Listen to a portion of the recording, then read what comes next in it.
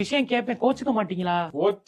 கேளு, என்னன்னு சொல்லு. கோச்சிக்க மாட்டீங்களா, இது மாட்டீங்களா, இதுக்கே ஆயிரம் கேள்விப்படாத. இல்லம்மா, நீ ஸ்ட்ரைட்டா கேளுங்கிற என்கிட்ட. அதனால ஸ்ட்ரைட்டா பேசு, ஸ்ட்ரைட்டா கேளு.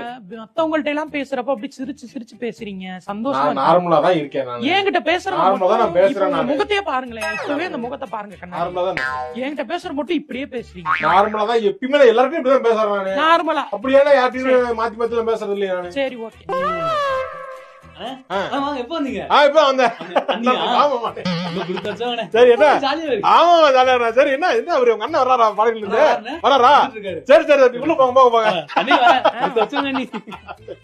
அவங்க அண்ணன் தானே துபாயில ஆமா இருந்தாரு. ஆமா, அண்ணன் பாரு. 2 வருஷம் ஆச்சு அவர் போய். அதெல்லாம் எனக்கு தெரியுமா? எத்தனை வருஷம் ஆச்சு, என்னைக்கு போனாருன்னா டேட்லாம் மாத்திக்க முடியுமா? அதெல்லாம் சரி, ஒரு இவன் என்ன கேள்வி. படிக்கிறான்? அதெல்லாம் எனக்கு தெரியாது. இவன் உங்களுக்கு என்ன முறை? சும்மா இருக்க மாட்டியா நீ?